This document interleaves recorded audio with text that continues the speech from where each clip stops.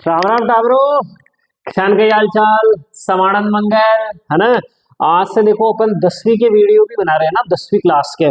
अब 10वीं क्लास में जो भी, क्योंकि आप सब बड़े हो ना, बहुत अधिक अपन लिखाएंगे नहीं, लेकिन बहुत जो इम्पोर्टेंट टॉपिक है उनको टच करते हुए चलेंगे और बारीकियों से उनका विश्लेषण करते हुए चलेंगे। और जहां जो प्रश्न आएगा अपन उसी पे बात करेंगे ढंग से। समझ में आ गई बात। अब पहला पाठ अपन पढ़ा रहे हैं जैव प्रक्रम। कौन सा? जैव आपका प्रक्रम पाठ नंबर 6 है। बहुत इंटरेस्टिंग पाठ है दोस्त। एक बड़ा प्रश्न जरूर आएगा यहाँ से और छोटे प्रश्न भी यहाँ पर आते हैं। अब यहाँ जैव प्रक्रम के अंदर बहुत सारी चीजें पढ़ेंगे दोस्त। जैसे आप सजीव निर्जीव की बात करते हैं ना, तो सजीवों में क्या क्या चीजें होती है। जैसे श्वसन होता है सजीवों के अंदर है ना, तो वो श्वसन तंत्र के बारे में अपन पढ़ेंगे। भोजन करते हैं तो पोषण के बारे में पढ़ेंगे। उसका फिर पाचन होता है, ठीक है। और पाचन से अलग अलग इनका जो भी भोजन के छोटे छोटे टुकड़ों में जो अपन तोड़ते हैं ना, कार्बोहाइड्रेट, विटामिन, वसा है ना, प्रोटीन, इसके अंदर जो तोड़ते हैं उन प्रक्रमों के बारे में अपन यहाँ पर पढ़ेंगे। इसके अलावा अपना रक्त परिसंचरण तंत्र के बारे में पढ़ेंगे, सब पढ़ेंगे, हार्ट वगैरह सब, ओके। और उत्सर्जन तंत्र अपन इसके अंदर पढ़ेंगे। अब पहली बात यहाँ पर बात आ रही है अपना का पोषण की बात। पहला जो आपके यहाँ पे इंपॉर्टेंट चीज है, इसको समझने की चीज है दोस्त, पोषण। पोषण यानी जो आपका जो भोजन है, आप भोजन कैसे प्राप्त करते हो दोस्त। आप कहते हो कि साव बार तो कहीं सर्दी है, गेहूं हरिया बार मस्त, और गेहूं की बोरियां भर गाँव घर के अंदर आई बार है ना, पचवाने में गाँव सुखावा कह रहा हूँ, और फिर आटो आटो पिसाब से मस्त रोटियां वोटियां बना खावा। इको पहली में मक्की की रोटियां कई साथ तिल्ली का तेल लगा लगा सर देव पूरा ना, यही करिए हुए। यानी आप क्या करते हो कि फसलों से जो अपने पेड़ पौधे हैं उनसे या तो फल आते हैं या फिर अपन फसल उगाते हैं, वहां से आप भोजन प्राप्त करते हो। खुद भोजन नहीं बनाते। कई बात करिए सर हमारी मम्मी रोज ही रसोई बना रहे थे, गिरा करो मैं खाना पान बनाऊं। अरे भाई, भोजन को आप क्या कर रहे हो, रूप परिवर्तित कर रहे हो। जो गेहूं आ रहा है उसका आप आटा बना के सेक के और उसको खा रहे हो, यानी आप उसका क्या कर रहे हो, केवल रूप परिवर्तित कर रहे हो। आप उस भोजन का निर्माण स्वयं नहीं कर रहे हो दोस्त। यानी अब यहाँ पोषण के आधार पर भी आता है कि एक आएगा स्वपोषी, एक आएगा विषम पोषी। स्वपोषी वो होते हैं दोस्त जो अपना भोजन स्वयं बनाते हैं, जैसे कि हरे पेड़ पौधे, भरा पेड़ पौधा, हाँ बिल्कुल। और वामक्षी रसोई वो साक्ष्य तू चालक्ष्य छुल्लो छल। अरे बेटा, वो क्या करते हैं कि हाँ, अब यहाँ देखो उसकी रसोई कौन है, देखो ये मान लो मैंने बनाया पौधा, ये पौधे की जड़ है ना, और इधर थोड़ी सी मैं शाखाएं बना देता हूँ इस प्रकार से। ये मान लो एक पौधा है ना, इसकी मान लो आप क्या मान लो एक पत्ती निकल रही है यहाँ पे, लीफ, ठीक है। इस पत्ती में दोस्त, ये पत्ती जो हरे रंग की होती है, इस पत्ती में क्या होता है दोस्त, हरित लवक होता है। क्या होता है दोस्त, हरित लवक। ये हरित लवक, हरित लवक की अगर आप संरचना पढ़ोगे ना दोस्त, हरित लवक की संरचना, इस हरित लवक के अंदर इस प्रकार के दोस्तों क्या होता है, एक सिक्के के ढेर समान संरचना होती है, इन्हें अपन ग्रेना कहते हैं। क्या कहते हैं? जैसे कई सिक्के के ढेर होते हैं दोस्त, इनको सब सिक्कों को क्या बोलते हैं, ग्रेना बोलते हैं। क्या बोलते हैं दोस्त, ग्रेना। क्या बोलते हैं, ग्रेना। और ये आपस में जुड़े हुए होते हैं दोस्त, है ना। और ये जो एक सिक्के का जो ढेर है, एक सिक्के का ढेर, इसे आप क्या कहोगे, ग्रेनम। क्या कहोगे, ग्रेनम। क्या कहेंगे दोस्त, ग्रेनम। अब ग्रेना हो गया, ग्रेनम समझ में आ गई। अब इसका अगर मैं एक सिक्का उठाऊं, केवल एक सिक्का, इस सिक्के को बोलते हैं दोस्त थाइलेकोइड। क्या बोलेंगे, थाइलेकोइड। क्या बोलेंगे दोस्त, थाइलेकोइड। इस थाइलेकोइड के अंदर यहाँ पर क्या होता है, बीच के अंदर क्वांटासोम होता है दोस्त। क्या होता है, क्वांटासोम। क्वांटासोम ये हरित लवक की इकाई है दोस्त। जैसे आपका शरीर छोटे छोटे टुकड़ों में अगर तोड़ूं तो सबसे छोटी संरचना जैसे कोशिका होती है, ऐसे इस हरित लवक की जो क्रियात्मक और जो इसकी संरचनात्मक इकाई उसको कहते हैं आप क्वांटासोम। इस क्वांटासोम, एक क्वांटासोम के अंदर लगभग 250 से लेकर 270 क्या होते हैं दोस्त, क्लोरोफिल के अणु होते हैं। क्लोरोफिल, जिसे आप पर्णहरित बोलते हो दोस्त, पर्णहरित, जिसके कारण पत्तियों का रंग क्या होता है दोस्त, क्या होता है, हरा होता है। आगे बात समझ में आ रही, पत्तियों के अंदर हरित लवक होते हैं। हरित लवक के अंदर इसी सिक्के के समान, भाई बीच में तो इसका द्रव होता है ना, और इसके सिक्के के समान जो संरचना होती है, सारे सिक्कों को क्या बोलते हैं, ग्रेनम। और इसके एक सिक्के जैसी संरचना का एक ढेर होता है, उसको बोलते हैं ग्रेना। और इस एक सिक्का यदि मैं उठा लूं, ये एक सिक्का मैंने उठा लिया, तो इसको क्या बोलेंगे, थाइलेकोइड। और इस थाइलेकोइड के मध्य में क्या होता है दोस्त, क्वांटासोम होता है। क्या होता है, क्वांटासोम। अब इस क्वांटासोम में 250 से 270, लगभग 250 से 270 क्या होते हैं, क्लोरोफिल के अणु होते हैं दोस्त। क्या होते हैं, क्लोरोफिल के अणु, जिसे हिंदी में कहते हैं पर्णहरित। और यही जो पर्णहरित होता है दोस्त, यहाँ पर आपका सूर्य है, ये है सूर्य चाचू। और आपकी प्रकृति के अंदर काफी गैसें हैं दोस्त, जैसे ऑक्सीजन है, नाइट्रोजन है ना। लेकिन अपने पौधों की बात करें तो यहाँ कौन काम की है, CO2। और जड़ें जो किसको जमीन से क्या ग्रहण करी दोस्त, जल। जड़ें जमीन से क्या लेकर आ गई, जल। और यह पहुंचा दिया जाइलम के माध्यम से। किसके माध्यम से जल पहुंचाया दोस्त, ये जल किसके माध्यम से पूछता है, जाइलम। किसके माध्यम से पूछता है, जाइलम, है ना, इंग्लिश में जाइलम, ठीक। अब ये जो जाइलम है, जल पहुंच गया। अब यहाँ पर क्या हो गया, CO2। हाँ, CO2 जो पत्तियां ग्रहण कर रही है किसके माध्यम से कर रही है दोस्त, रंध्र, रंध्र के माध्यम से क्या कर रही है यहाँ पर, हाँ CO2 को ग्रहण कर रही है, यानी जो वायु का आदान प्रदान है, आवागमन है, परिवहन है, वो किसके माध्यम से होता है, रंध्र। रंध्र एक छोटी सी संरचना दोस्त, छिद्र होता भी बताएंगे रंध्र का और क्या काम है। अच्छा, रंध्र ने ग्रहण कर लिया, यहाँ से रंध्र द्वारा क्या कर लिया गया, पत्तियों में CO2 ग्रहण कर ली गई, अपने ग्रहण कर लिया जल, और यहाँ से CO2 ग्रहण कर लिया। और ये जो पर्णहरित जो मैंने बात बताई आपको, पर्णहरित को कौन ग्रहण करता है, देखो सूर्य। सूर्य का जो प्रकाश होता है यही मेन ऊर्जा का स्रोत है। जैसे आपके घरों के अंदर गैस होता है या चूल्हे पे रोटी बना रहे हो तो उसकी जो आग है, वो जो अग्नि है, जो ऊर्जा प्रदान कर रही है, उष्मा ऊर्जा प्रदान कर रही है, जिसके माध्यम से आपका भोजन का निर्माण हो रहा है, वो काम कौन कर रहा है, आपके सूर्य। कौन कर रहा है, सूर्य। यानी सूर्य क्या प्रदान कर रहा है, अग्नि। तो आपके कच्चे माल कौन से हो गए, जैसे आप रोटी बनाते हो तो कच्चे माल कौन हो गया, आपका आटा हो गया, नमक हो गया ना, उसमें पानी डालते हो, तो यहाँ पर कच्चा माल हो गया दोस्त CO2, मेन चीज है CO2। और जमीन से आया जल, क्या आया दोस्त, जल। और ये जल आया, किसका निर्माण किया, अब देखो कहाँ काम हो रहा है, यहाँ आपकी पत्तियों में, तो यानी इसका रसोई घर कौन है, पत्ती। और अपन बात करें तो हरित लवण। अब कार्बन डाइऑक्साइड में जल ग्रहण कर लिया दोस्त, और ये पर्णहरित के द्वारा क्या ग्रहण कर लिया, सूर्य का प्रकाश ग्रहण कर लिया। यहाँ मैं लिख देता हूँ पर्णहरित, पर्णहरित, और नीचे लिख देता हूँ सूर्य का प्रकाश, सनलाइट, सूर्य का प्रकाश, सूर्य का प्रकाश दोस्तों। ठीक है, अब ये CO2 का जो अपचयन होगा, मैं क्या शब्द बोल रहा हूँ, CO2 का अपचयन। अपचयन का मतलब होता है हाइड्रोजन का जुड़ना या ऑक्सीजन का निकलना। ठीक है, अब कार्बन डाइऑक्साइड में क्या जुड़ जाएगा दोस्त, क्या जुड़ जाएगा, हाइड्रोजन। तो ये किसका निर्माण करेगा, C6H12O6। सामान्य प्रकार का कार्बोहाइड्रेट है दोस्त। कार्बोहाइड्रेट कई प्रकार के होते हैं, सबसे सामान्य प्रकार का कार्बोहाइड्रेट बात करें, ग्लूकोज। क्या नाम है इसका, ग्लूकोज। हाँ, जो आप बीमार हो जाओ, कभी कमजोरी यार, चक्कर खार पड़ जाओ, बच्चे डॉक्टर ने कह जाओ, डॉक्टर कह रहे हो बोतल चढ़ाओ, जो बोतल चढ़ाओ दोस्त, ग्लूकोज की चढ़ाओ, को 5-7 रुपया को इंजेक्शन डाल देवे और बढ़िया से ताकत को 250-500 रुपया ले लेगा। समझ में आएगी ना बात। हाँ, वह केवल 2-5 रुपया के अंदर ग्लूकोज हो गए, तो ग्लूकोज का ग्लूकोन डी डब्बो ला पी सको आप, है ना। तो ठीक है, ये तो क्या किसका निर्माण कर रहा है दोस्त, ग्लूकोज का। और इसके साथ में किसका निर्माण हो रहा है दोस्त, अपनी ऑक्सीजन का। किसका निर्माण हो रहा है दोस्त, ऑक्सीजन का। हाँ, ये जो प्राणवायु है किसका निर्माण हो रहा है, ऑक्सीजन का निर्माण हो रहा है। यह बात समझ में आ गई आपको। तो मेन चीज, अब इसको बैलेंस कर लेना आराम से, कोई दिक्कत नहीं। मेन चीज यहाँ पर पहली चीज क्या हो रही है दोस्त, कि सूर्य के प्रकाश को क्या ग्रहण किया जा रहा है, पर्णहरित द्वारा ग्रहण किया जा रहा है। सूर्य के प्रकाश को क्या किसके द्वारा ग्रहण किया जा रहा है, पर्णहरित के द्वारा ग्रहण किया जा रहा है। दूसरी चीज क्या हो रही है कि ये जो CO2 का जो अपचयन हो रहा है, ये बहुत इंपॉर्टेंट चीज है, कई बार परीक्षा में पूछा गया अपचयन। सूर्य का जो कार्बन डाइऑक्साइड का जो अपचयन हो रहा है वो किस में हो रहा है, ग्लूकोज के अंदर हो रहा है। किसके अंदर हो रहा है दोस्त, ग्लूकोज के अंदर। और किसका निर्माण हो रहा है, कौन सी गैस का निर्माण हो रहा है, ऑक्सीजन, जो कि आपके लिए बहुत ही आवश्यक है। एक जल के अणु का निर्माण भी होता है इधर, आप इसको बैलेंस कर सकते हो आराम से, कोई दिक्कत नहीं। यहाँ बैलेंस करने की बहुत बड़ी बात नहीं है, ये बात समझ में आएगी दोस्त आपके। तो ये जो पौधे हैं अपना भोजन क्या करते हैं, स्वयं बनाते हैं। क्या किससे बनाते हैं, स्वयं। अब यहाँ दो चीजें देखने की जरूरत है दोनों। अब यहाँ पर पौधे हैं, अपन देखो सबको भोजन की आवश्यकता होती है, ये पता आपको क्यों आवश्यकता होती है, दिन भर आप काम करते हो दोस्त, बहुत बढ़िया ना, पूरी शरीर आपका काम करता रहता है, आप बैठे भी रहते हो तो कोई ना कोई शरीर अंग आपका काम करता रहता है। और काम करने के लिए किसकी आवश्यकता होती है, ऊर्जा की। और ऊर्जा कहाँ से मिलती है दोस्त, अपने को भोजन से मिलती है। किससे मिलती है, भोजन से। तो सभी प्रकार के जीव, तो पेड़ पौधों को भी भोजन की आवश्यकता होती है, तो उनका भोजन का क्या है, ग्लूकोज, यानी उनको ऊर्जा कहाँ से मिलती है, ग्लूकोज से। अब देखो सारा जितना भोजन बनाया उतनी तो आवश्यकता होती नहीं, कुछ ना कुछ बच जाता है। तो ये जो बच जाता है इसको किसमें चेंज कर देते हैं, ये मंड में चेंज कर देते हैं। किसमें चेंज कर देते हैं, अगर ये जो आपके भी होता है दोस्तों, जैसे गेहूं आपके आए होंगे आराम से, है ना, घरों के अंदर खूब सारी 10-20 बोरियां, 50 बोरियां, 100 बोरियां, किसी के बड़े खेत तो है ना 200-300 बोरियां भी आती होगी। तो सारे तो खाते नहीं है ना, तो वो क्या करते हैं, अपन जैसे क्या करते हैं, कुछ को तो बेच देते हैं, और फिर जो कुछ बचले 10-20 बोरियां, तो अपन जैसे जैसे काम लेते हैं उनको कहीं स्टोर रखते हैं ना, भाई ये पहले काम आ गया तो इनको ले ले, जो काम नहीं है उनको कहीं ना कहीं आप गोदामों में स्टोर कर देते हो। तो वही स्टोर चीज है कि किसके रूप में ग्लूकोज का स्टोर कर लिया जाता है, मंड के रूप में स्टोर कर लिया जाता है। और दूसरी बात, मनुष्य, आप भी तो घनी सारी रोटियां चिकड़ो न चिकड़ो आप, हाँ बिल्कुल चिकड़ा साहब, सुबह शाम दिन में आपको डरी चिकड़ो कराई, जो ही काम करा, आजकल तो कुरकुरा नहीं रह गया, मैगी नहीं रह गया, 50 चीजें चिकड़ बोगरा, और उधर काम तो कराई ना, खावार बढ़िया रेवार मोबाइल चलाओ आप, है ना। हाँ, तो आपके अंदर भी ऊर्जा स्टोर रहे, तो ऊर्जा की रूप में स्टोर रहे। देखो ग्लाइकोजन, नाम लिख लेना इसका, ग्लाइकोजन। क्या नाम है, ग्लाइकोजन। हाँ, तो मनुष्यों के अंदर, हाँ, या अपन बोले प्राणियों के अंदर किस रूप में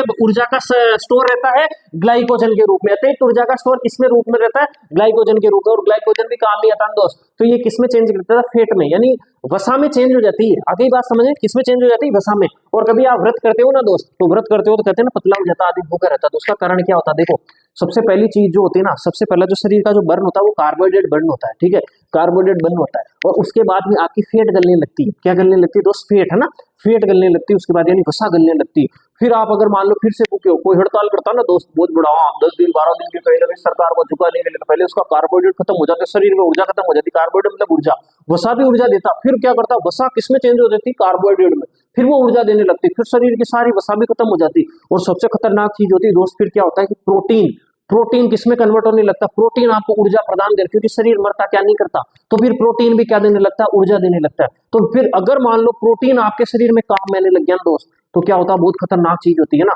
कीटोन्स वगैरह बनने लगते हैं दोस्त। अगर टॉयलेट उसका कोई भी भूख हड़ताल करता है ना, तो उसका परीक्षण होता है दोस्त, है ना, तो उसके यूरिन का टेस्ट होता है। यूरिन के टेस्ट में क्या होता है? प्रोटीन के कुछ कण आ जाते हैं। तो फिर उसको डॉक्टरों के दिमाग हिल जाता है कि भैया मरने वाला है। जब प्रोटीन गल के शरीर में आने लग जाता है दोस्त, फिर डॉक्टर सोचते हैं कि मरने वाला, सरकार को लिखते देता फटाफट इसकी बात मान लो वरना तुम्हारे माथे आ जाएगा। तो बात समझ में आ गई दोस्त, इस प्रकार की चीजें होती है। तो आपका भोजन कहाँ से स्टोर होता है? जंतुओं में ग्लाइकोजन के रूप में, और पौधों में कहाँ पे होता है? मंड के रूप में। एक बार इसका स्क्रीनशॉट ले लो।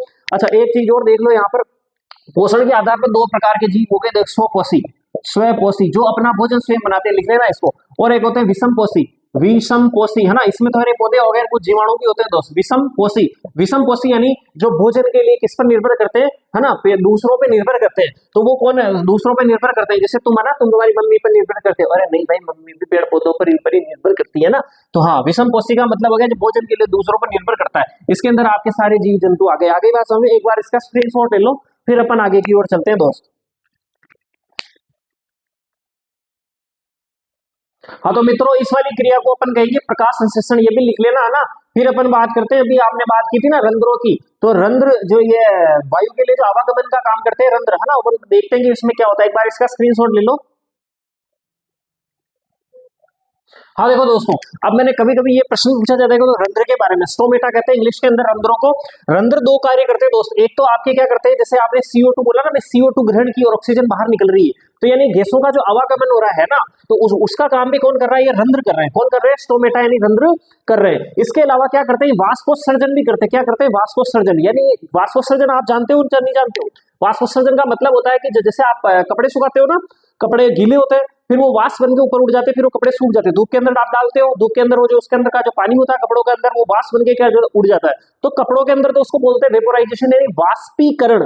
लेकिन यही क्रिया यदि पत्तियों पत्तियों में भी कौन? रंध्र, रंध्रों के माध्यम से यदि जल की हानि होती है, जल वाष्प बनकर अगर वातावरण में चला जाए, कौन जल कौन बन रहा है? वाष्प में कन्वर्ट हो रहा है, तो उससे क्या कहते हैं? वाष्पोत्सर्जन। क्या कहते हैं दोस्त? वाष्पोत्सर्जन। दोनों ही क्रियाएं कौन करता है? रंध्र करता है। कौन करता है? रंध्र करता है।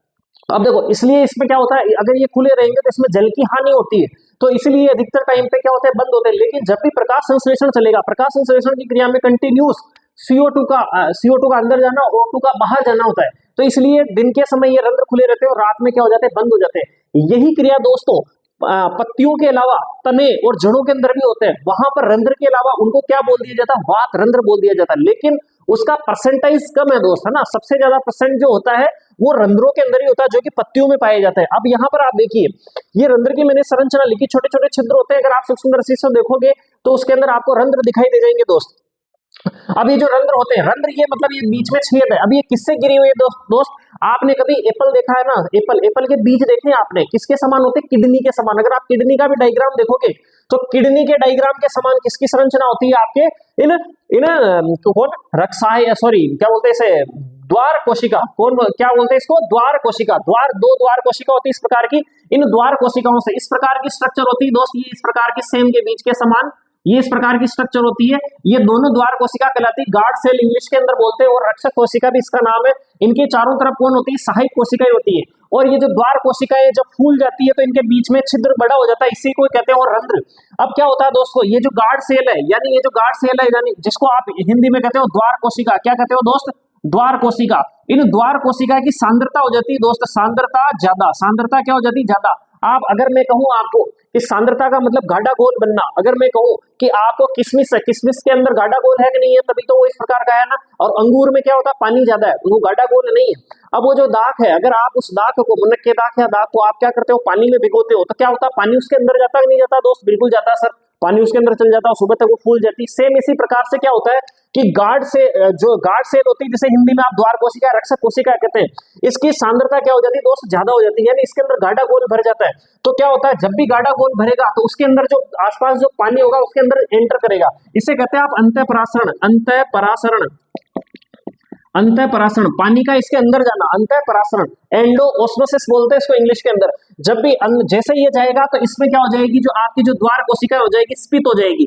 क्या हो जाएगी दोस्त, स्फीत हो जाएगी, यानी क्या हो जाएगी, फूल जाएगी। क्या हो जाएगी, फूल जाएगी। हाँ, जब ये फूल जाएगी, अब ये जैसे ही फूल गई, फूल के ढोल हो गई, तो बीच में क्या हो गया, इसका छिद्र बड़ा हो गया। छिद्र बड़ा तो इसको क्या बोल दिया हमने, रंध्र। अब जैसे स्टोमेटा ओपन हो जाते हैं, रंध्र खुल जाते हैं, तो उसके अंदर क्या होता है, CO2 एंटर कर जाती है। आगे बात समझ में, और वाष्पोत्सर्जन की क्रिया भी शुरू हो जाती है। तो अगर फिर क्या होता है, जैसे ही मान लो रात के अंदर अपन कह रहे हैं कि प्रकाश संश्लेषण की आवश्यकता नहीं है, अगर ये खुले रहेंगे तो पानी की हानि होगी, है ना, जल की हानि होगी। तो क्या होता है कि ये जो द्वार कोशिका है, अब क्योंकि इसके अंदर पानी भरा, अब बिल्कुल काम बंद हो गया, तो इसकी सांद्रता क्या हो जाती है दोस्त, घट जाती है। क्या हो जाती है, सांद्रता घट जाती है, सांद्रता घट जाती है।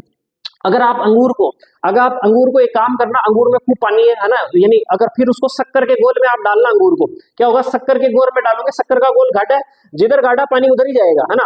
तो अंगूर से उसका जो पानी है वो बाहर निकल के शक्कर के घोल में आ जाएगा, अंगूर क्या हो जाएंगे, पिचक जाएंगे। सेम वही स्थिति द्वार कोशिका की होती है दोस्त। यहाँ पर द्वार कोशिका क्या होती है कि पहले तो इसमें क्या होता है, इसमें पानी ज्यादा भर जाता है, पानी भर जाता है तो बाहर का जो इसके बाहर कौन है दोस्त, सहायक कोशिका। ये दोनों ही क्रियाएं करती रहती है ना। सहायक कोशिका क्या होती है कि हाँ, ज्यादा सांद्र हो जाती है, तो इस द्वार कोशिका से जो पानी निकल के इसमें चला जाता है सहायक कोशिका में। जैसे ही द्वार कोशिका से पानी बाहर निकल जाता है तो ये क्या हो जाते हैं, पिचक जाते हैं। पिचकने के कारण ये छिद्र हो जाता है, बंद हो जाता है, जिसे अपन कहते हैं रंध्र क्या हो गए, बंद हो गए दोस्त। ओके, रंध्र एक छिद्र है। तो इस डायग्राम को उतार लो और एक चीज उतार लेना ताकि आपको शॉर्टकट में चीजें याद रह जाए। जैसे स्फीत होगी, ये क्या हो जाएंगे, यहाँ लिख लेना, रंध्र खुल जाएंगे, रंध्र क्या हो जाएंगे, खुल जाएंगे। और जैसे ही द्वार कोशिका की सांद्रता डाउन, अगर मैं नीचे लिख रहा हूं डाउन, सांद्रता डाउन हो गई तो क्या होगा, बहिःपरासरण होगा दोस्त, बहिःपरासरण, एक्सोऑस्मोसिस, बहिःपरासरण, यानी पानी बाहर की ओर आएगा। किसमें आएगा, आपकी सहायक कोशिका के अंदर आएगा। जैसे ही पानी बाहर निकल जाएगा तो ये क्या होगी, ये जो आपकी द्वार कोशिका होगी क्या हो जाएगी, द्वार कोशिका स्लत हो जाएगी, द्वार कोशिका स्लत। स्लत का मतलब होता है दोस्त पिचक जाना, पिचक जाना, हाँ पिचक जाएगी। और जब ये पिचक जाएगी तो क्या हो जाएंगे, रंध्र क्या हो जाएंगे दोस्त, बंद हो जाएंगे, रंध्र बंद। इस क्रिया को एज इट इज उतार लीजिए, आपको आसानी से आगे लिखने में बहुत आसान होगी, है ना। एक बार छाप लो इसको, स्क्रीनशॉट ले लो इसका, फिर आगे चलते हैं।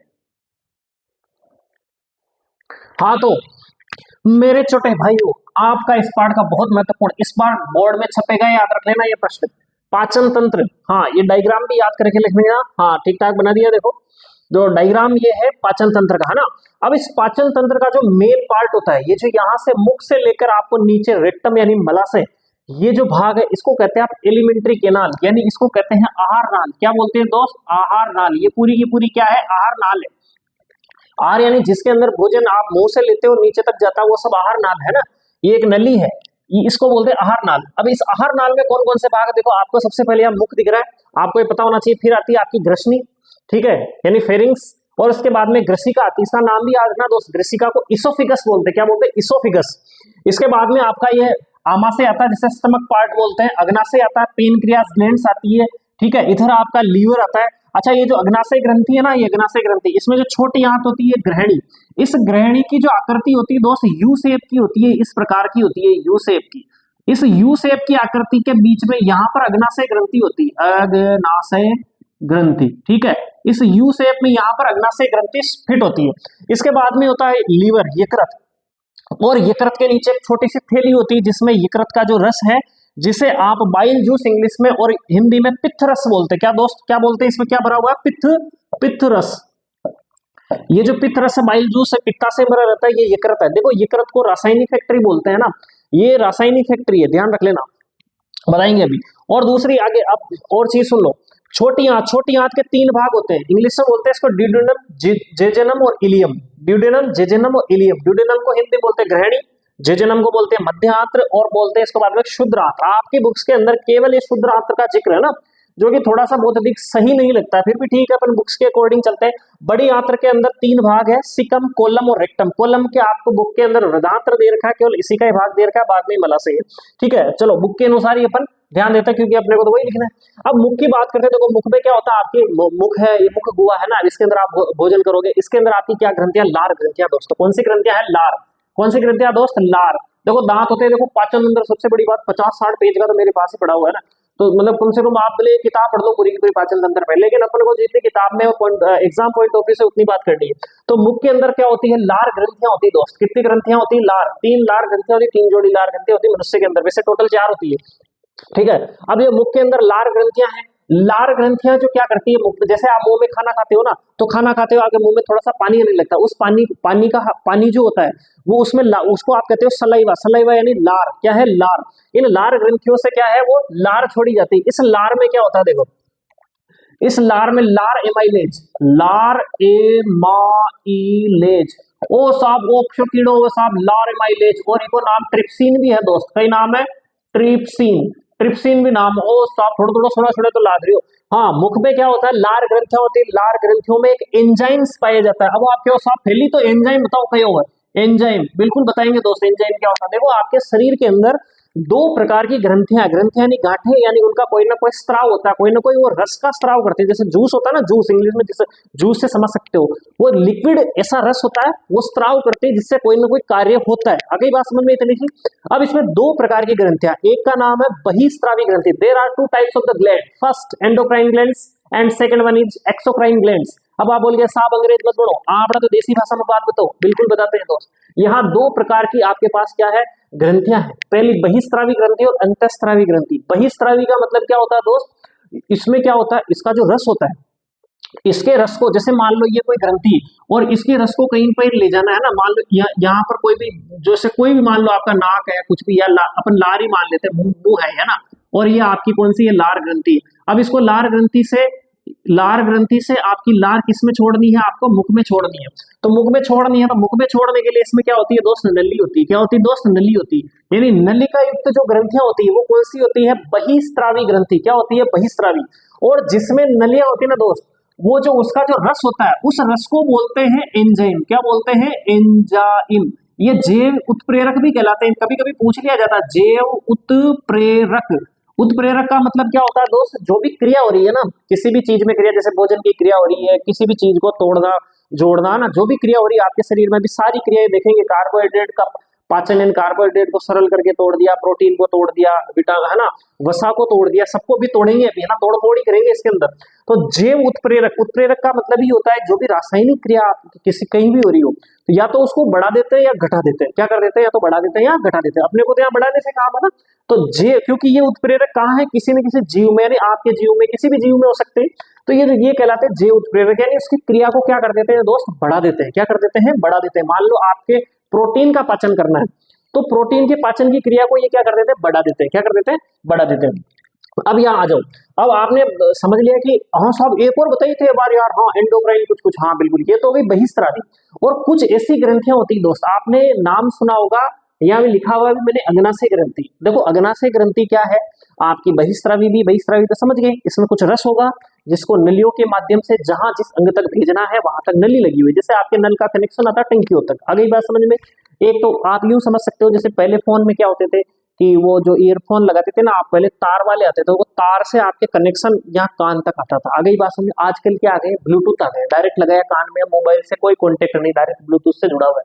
ठीक है, वो तार वाली चीज तो क्या हो गई, बहिस्रावी ग्रंथि। और जो ब्लूटूथ हो गया वो है अंतःस्रावी ग्रंथि, यानी उसमें तार नहीं होते, यानी नलियां नहीं होती। जो उनका जो रस होता है उसको टारगेट ऑर्गन, यानी जहां पर पहुंचाना जिस अंग तक, उस पर पहुंचाने के लिए उसमें कोई नलियां नहीं होती। ठीक है, नलियां नहीं होती तो क्या करते हैं, डायरेक्ट ब्लड में छोड़ देते हैं अपने रस को। और अच्छा, इनके रस को तो साहब आपने एंजाइम क्यों, अब बताओ आप तो, या जो अंतःस्रावी ग्रंथियां हैं, या का रस न कहीं केवा, या का रस न केवा दोस्त, आप हार्मोन कहीं केवा, हार्मोन, यानी अंतःस्रावी ग्रंथि द्वारा जो स्रावित रस है उनको क्या कहते हैं, हार्मोन। बहिस्रावी ग्रंथि द्वारा स्रावित रस को क्या कहते हैं, वो आप ये बहिस्रावी, ये बहिस्रावी ग्रंथियां हैं, इनको क्या कहेंगे आप, एंजाइम कहेंगे। आ गई बात समझ में, बिल्कुल आ गई साहब। तो लार में क्या होता है, लार एमाइलेज, जिसे आप ट्रिप्सिन भी कहते हैं, ये क्या करता है, जैसे ही मुख में जाता है किसका पाचन शुरू कर देता है, सबसे पहले स्टार्च या मंड का।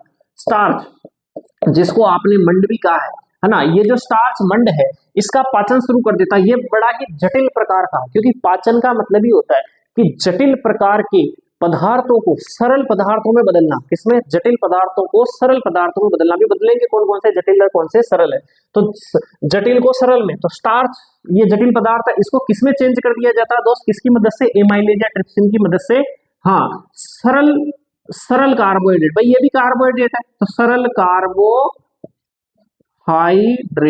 सरल कार्बोहाइड्रेट में बदलने का काम कौन करती है? यहाँ पर लार कर देती है। यानी सबसे पहले अगर कई बार प्रश्न पूछ लिया जाता है कि पाचन कहाँ से शुरू हो जाता है, तो मुख से ही पाचन शुरू हो जाता है। आप चगड़ते हो, दांतों 32 बार चबल लो चावा है ना, हाँ आपके दांत भी वो सब चीजें और डाडा चबलो आप, तो वह स्टार्च और मंड को किसमें चेंज कर दिया जाए? उस कार्बोहाइड्रेट में। फिर क्या होता है कि ये तो आप मुंह में छोड़ते हो तो ग्रसनी, वो जो लार उसमें जाती, चिकनी चिकना स्थल बना देती है वो ग्रसनी, ग्रसिका से होते हुए कहाँ जाती? साहब आमाशय में चली जाती। कहाँ चली गई? आपकी आमाशय। ये जो आमाशय है ना दोस्त, बहुत खतरनाक चीज है। इसको मिटा रहा हूँ दोस्त, अगर लिखना हो तो स्क्रीनशॉट ले लेना इसका ना। अब ये जो आमाशय है ना दोस्त, इस आमाशय में क्या होता है? जैसे आमाशय में याद रखना, सबसे पहली बात तो 4 घंटे भोजन पड़ा रहता है, और इसमें एक बहुत ही खतरनाक तरीके का एक अम्ल पाया जाता है, HCl, हाइड्रोक्लोरिक अम्ल। हाइड्रोक्लोरिक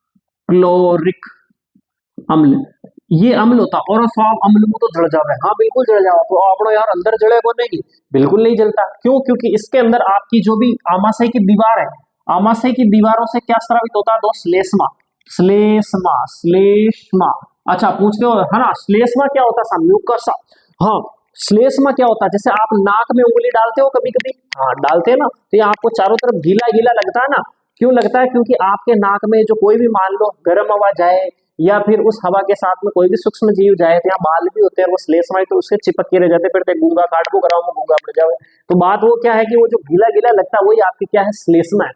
और कभी कभी आपको हाँ खांसी हो जाती है तो बलगम आता है दोस्त, बलगम, गले से बलगम आता है ना, वो जो खकार हुआ आपका थूक आवा, वो गड्ढो गड्ढो थूक, वो भी सब कही है आपको श्लेष्मा है। कैप्सूल देखियो, कैप्सूल, कैप्सूल में थोड़ा गिल्लो कर दो, चप चपियो लागी, वो भी कही है दोस्त श्लेष्मा। अगली बात समझ में, श्लेष्मा, तो श्लेष्मा की दीवार होती है, वो दीवारों पर दीवार क्या स्रावित करती है? श्लेष्मा का, जिसके कारण हाइड्रोक्लोरिक अम्ल का अपने शरीर, अपने इसमें आमाशय पे कोई प्रभाव नहीं पड़ता है। और एक इसमें क्या होता है दोस्त? पेप्सिन होता है। क्या होता है? पेप्सिन। हाँ, अब ये जो पेप्सिन क्या करता है, देखो, पैसे पेप्सिन और पैसे प्रोटीन, याद रख लेना, पैसे पेप्सिन और पैसे प्रोटीन, ये किसका पाचन करता है दोस्त? प्रोटीन का पाचन करता है, प्रोटीन का पाचन। पेप्सिन कही है साहब, पेप्सिन एंजाइम है, एंजाइम है, कही है साहब एंजाइम है। पेप्सिन एंजाइम है, किसका पाचन करता है? प्रोटीन का पाचन करता है। अब आप जो ये पेप्सिन है, अच्छा आप HCl के काम आओ, फिर तो आप बताओ, HCl एक तो आपके भोजन को गलाने का काम आता है, दूसरा क्या करता है दोस्त?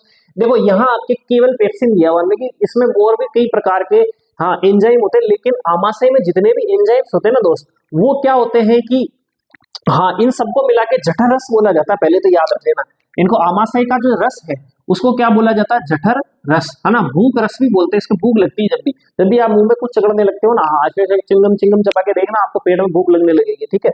तो जठर रस होता है ना, ये जठर रस क्या, जठर रस में सारी चीजें आ जाती है। अब यहाँ एक चीज दे रखी, एक एंजाइम दे रखा आपका पेप्सिन, और भी होता है, लेकिन ये पेप्सिन रूप में नहीं होता। जितने भी एंजाइम होते हैं आमाशय के अंदर, वो क्या होते हैं दोस्त? की एक्रियाशील होते हैं, इनएक्टिव फॉर्म में होते हैं।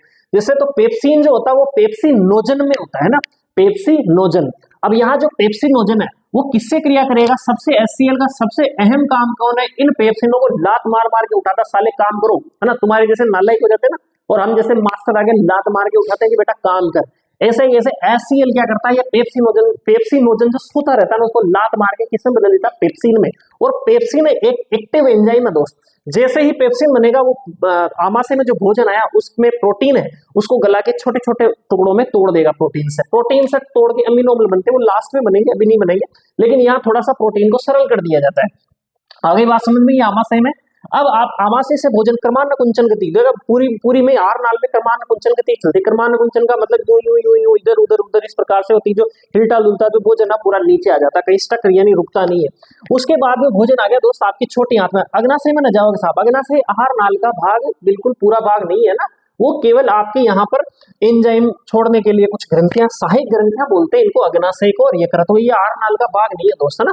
तो अब आती है छोटी आंत। छोटी आंत जो आगे भोजन आ गया छोटी आंत में, देखो वैसे क्रिया होती है ग्रहणी में, लेकिन आपके अंदर मेन चीज है भी क्षुधात्र। तो आप किताब में आपकी कॉपी जब भी आप लिखोगे तो वहां पर भी क्षुधात्र ही लिखना है ना, क्योंकि आपके बुक्स के अंदर यही दे रखा है दोस्त। जो क्षुधात्र होता है इसको इंग्लिश में बोलते हैं इलियम। इलियम क्या बोलते हैं दोस्त? इलियम बोलते हैं इसको इंग्लिश में, है ना। इसको ड्यूडेनम बोलते हैं। अब जैसे छोटी आंत में यानी क्षुधात्र में भोजन आ गया दोस्त, यहाँ सबसे खतरनाक चीज होती है। अब इसमें क्या होता है कि आमाशय, सबसे बड़ी बात अग्नाशय ग्रंथि, अब इनका रोल आ रहा दोस्त। और इधर से यकृत ग्रंथि। यकृत में कौन है? पित्ताशय। और पित्ताशय में कौन सा रस है दोस्त? पित्त रस। अब ये जो पित्त रस है और अग्नाशय का जो रस है पेरिक्रियाटिक जूस या अग्नाशय रस। अब अग्नाशय रस, अग्ना इससे कौन सा रस? अग्नाशय रस। इस अग्नाशय रस को और ये पित्त रस को नलियों द्वारा किसमें छोड़ दिया जाता है दोस्त? शुद्धांत्र में छोड़ दिया जाता है, इलियम में छोड़ दिया जाता है। ठीक है, वैसे तो ग्रहणी होता है सही आंसर तो, लेकिन आपके बुक्स के अनुसार यही दे रखा है। अब जैसे ही इनको अग्नाशय रस को छोड़ दिया और पित्त रस को छोड़ दिया, अब ये क्या करते हैं दोस्त? अब देखो भोजन जो आया, सबसे पहली बात तो आपका जो भोजन आया आमाशय में, इस आमाशय में क्या था? अम्ल था, HCl था। तो भोजन की जो प्रकृति कैसी होगी दोस्त? अम्लीय होगी। अब इसको क्षारीय करना पड़ेगा, तो क्षारीय कौन करता है? आपका अग्नाशय रस। अग्नाशय जो रस है वो उसकी प्रकृति कैसी होती है दोस्त? सारी होती है। तो अम्ल और क्षार मिलकर वापस न्यूट्रलाइज हो जाते हैं। अगली बात समझ में यहाँ पर अग्नाशय रस की बात। अग्नाशय रस को बोलते हैं दोस्त पूर्ण पाचक रस। क्या बोलते हैं इसको? पूर्ण पाचक रस। पूर्ण पाचक रस का मतलब होता है कि ये कार्बोहाइड्रेट का भी पाचन कर देता है, वसा का भी पाचन कर देता है और प्रोटीन का भी पाचन कर देता है। 3 अहम चीजें, 3 पोषक तत्व अपना कार्बोहाइड्रेट और प्रोटीन और आपके वसा, इन तीनों का पाचन अग्नाशय रस कर देता है। और क्या होता है साहब? पित्ताशय। अच्छा पित्त क्या करता है साहब? पित्त क्या करता है साहब? वसा। ये जो वसा का पाचन करता है दोस्त, क्या करता है? वसा का पाचन करता है। फेट यानी फेट का पाचन करके क्या करेगा? किसमें चेंज कर देता है? वसा का। वसा का पाचन करके किसमें चेंज कर देता है? वसीय अम्ल, वसीय अम्ल और ग्लिसरॉल प्लस ग्लिसरॉल। जब भी आदमी मोटा होता है ना तो वसा का पाचन कम हो जाता है, तभी मोटा होता है। यानी उसका यकृत काम करना थोड़ा सा कम कर देता है। तो उसके यकृत के आसपास भी फेट या लीवर, क्योंकि यहीं पे जाएगा ना, तो फेट और फेट यानी वसा आपके जमने लग जाती है। तो फिर डॉक्टर कहता है कि आपका जो लीवर हो गया फैटी लीवर हो गया, यदि मोटे हो गए हो आप। और ज्यादातर जो दारूड़ी होते हैं ना, एल्कोहल पीने वाले, उनके ये बीमारी बहुत ज्यादा हो जाती है दोस्त। फिर शुगर की समस्या भी हो जाती है इससे। आगे बात, शुगर वैसे संबंधित है अग्नाशय ग्रंथि से, है ना। ठीक है, आगे बहुत इनमें लिंक होती है सारी चीजें। चलो आगे आ जाओ। अब यहाँ पर आपका क्या हो गया कि अब फिर लास्ट में जाके जो क्षुधात्र है, यहां से भी एक रस का स्राव होता है, आंतरीय रस। कौन होता है दोस्त? आंतरीय रस। आंतरीय रस, है ना। Intestine juice. देखो आंत को इंग्लिश में बोलते हैं इंटेस्टाइन, ये स्मॉल इंटेस्टाइन, ये लार्ज इंटेस्टाइन। तो यहाँ इंटेस्टाइन जूस यानी आंतरीय जूस का क्या हो गया? स्राव हो गया। अब यहाँ पर इनको सबको तोड़ दिया जाएगा। किस रूप में तोड़ दिया जाएगा दोस्त? जो प्रोटीन होगा, प्रोटीन को तोड़ दिया जाएगा अंतिम रूप से अमीनो अम्ल में। किसमें तोड़ दिया जाएगा? अमीनो कमीनो नहीं, अमीनो अम्ल। किसमें तोड़ दिया जाएगा दोस्त? अमीनो अम्ल। और इसके अलावा और किसमें तोड़ दिया जाएगा? कार्बोहाइड्रेट को कार्बोहाइड्रेट ग्लूकोज में तोड़ दिया जाता है। सबसे सरल कार्बोहाइड्रेट कौन है? ग्लूकोज। और इसके अंदर आपका जो वसा है, वसा मैंने लिखा ही दिया आपको किसमें, हाँ यहाँ पर हो जाती। अब आपको यहाँ देखना होगा कि 2-3 यहाँ पर एक हार्मोन आपको याद करने होंगे दोस्तों। यहाँ पर लाइपेज एंजाइम्स, यहाँ जो आपने बात की थी ना आंतरीय रस और अग्नाशय रस, यहाँ पर lipase enzymes, lipase enzymes, lipase enzyme, ये किसका पाचन करता है दोस्त? वसा का पाचन करता है। और वसा का पाचन करके किसमें चेंज कर देता है? वही आपका वसीय अम्ल और ग्लिसरॉल, वसीय अम्ल, वसीय अम्ल और ग्लिसरॉल। हाँ ठीक है। और एक क्या होता है दोस्त आपका? पेप्सिन। क्या होता है दोस्त? पेप्सिन, है ना। पेप्सिन हो गया। अब पेप्सिन जो होता है वो किसका पाचन कर देता है? प्रोटीन का कर देता है। ठीक है, तो यहाँ पर लाइपेज एंजाइम से वो किसका पाचन कर दिया? आपका वसा का पाचन कर दिया। तो इस प्रकार से आपके यहाँ पर पूरी की पूरी आपको क्या बता दी गई? पाचन तंत्र। वैसे खूब लंबा चौड़ा आपकी बुक्स के अंदर इतना ही है। अब इसके बाद में क्या होता है दोस्त? अब भोजन आपका सब छोटे छोटे टुकड़ों में टूट गया। अब टूटने के बाद में क्या होता है? एक चीज, एक एंजाइम और आप याद कर सकते हो, ट्रिप्सिन। क्या याद कर सकते हो? ट्रिप्सिन, ट्रिप्सिन, है ना। ट्रिप्सिन को किसका पाचन करता है? प्रोटीन। किसका पाचन करता है? ये सब की सब क्रिया हो रही है आपकी यहाँ पर क्षुधात्र के अंदर। समझ में आ गई? लाइपेज वसा का पाचन करेगा और ट्रिप्सिन प्रोटीन का। आप इसको याद कैसे करेंगे? याद करेंगे टीपे, फिर भी फेल हो गए। क्या हो गए? टीपे, टीपे फिर भी क्या हो गए? फेल हो गए। टी पे फिर भी क्या हो गए, फेल हो गए। यहाँ टी का मतलब क्या हो गया, ट्रिप्सिन, ट्रिप्सिन, और पे का मतलब हो गया यहाँ पे प्रोटीन, और फेल से याद हटाना फेट, फेट यानी वसा, फेट, और ले मतलब लाइपेज। ठीक है, ये एक ट्रिक हो गई आपकी। तो टी पे फिर भी फेल हो गए, टी टी यानी ट्रिप्सिन, फेल यानी यहाँ पे फेल से, टी पे यानी सॉरी पे से हो गया प्रोटीन, फेल यानी फेट, फेट यानी वसा, और ले मतलब लाइपेज। आ गई बात समझ में। अब यहाँ पर क्या होता है दोस्त, यहाँ क्षुदात्र के अंदर अंगुली समान, जैसे अंगुलियां ऐसे समान क्या होते हैं, प्रवर्ध यानी बाहर कुछ उभार निकले होते हैं ना, पतले पतले, जैसे आपके ये बाल है ना, इस प्रकार से जैसे बाल, बहुत सारे बाल होते हैं, उनको दीर्घ रोम का बोला जाता है। क्या बोला जाता है दोस्त, दीर्घ रोम। हाँ, ये जो दीर्घ रोम होते हैं ना, कहाँ होते हैं, आपके क्षुदात्र के अंदर। ये जो दीर्घ रोम है, ये किसका, ये क्या करते हैं कि इन सारे जो भी आपने छोटे छोटे टुकड़े कर दिए ना, इन सबके पोषक तत्वों के, जैसे प्रोटीन को अमीनो अम्ल में तोड़ दिया, कार्बोहाइड्रेट को, ग्लूकोज को, वसा को आपको वसीय अम्ल और ग्लिसरॉल में आपने तोड़ दिया, तो इनको ये क्या करता है, अवशोषित करेगा, और अवशोषित करके कहाँ भेज दिया जाएगा, आपके ब्लड के अंदर भेज दिया जाएगा, और ये सबके सब फिर माइटोकॉन्ड्रिया की प्रत्येक कोशिका में जाएगा, और माइटोकॉन्ड्रिया में जाएगा, फिर वो श्वसन के अंदर पड़ेंगे ना। यहाँ तक याद रख लेना आपने, माइटोकॉन्ड्रिया तक क्या पूछा दिया, कोशिका द्रव, और प्रत्येक कोशिका तक, कोशिका याद रख लो, प्रत्येक कोशिका तक आपने इन सारे आपने प्रोटीन, कार्बोहाइड्रेट को छोटे छोटे टुकड़ों में तोड़ तोड़ तोड़ तोड़ के कहाँ पहुंचा दिया आपने, प्रत्येक कोशिका तक पहुंचा दिया। अब ये जो अब दीर्घ रोम की बात आ गई, अब इसके बाद में बड़ी आंत में भोजन आ जाता है। अब जो बचा कुचा जो अपशिष्ट पदार्थ हो, भोजन वहां पे आ जाता है। अब इसके अंदर भी इसी प्रकार के रोम होते हैं दोस्त, वो जो रोम होते हैं, विलय बोलते हैं उनको।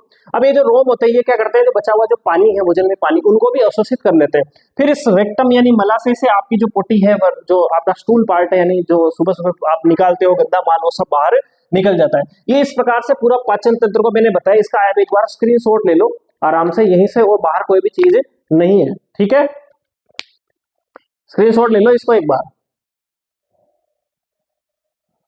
हाँ तो भाई एक बार इसका स्क्रीनशॉट ले लिया होगा, और बढ़िया लिख लेना इसको आराम से, तो ऐसे ही याद कर लेना, और आप इसको सारी चीज सामने रहेगी तो आपको याद हो जाएगा, कोई दिक्कत नहीं, 2-3 बार देख लेना, इसको याद हो जाएगा। अब अपन चलेंगे कल, है ना। Okay, tata bye bye, Ram Ram.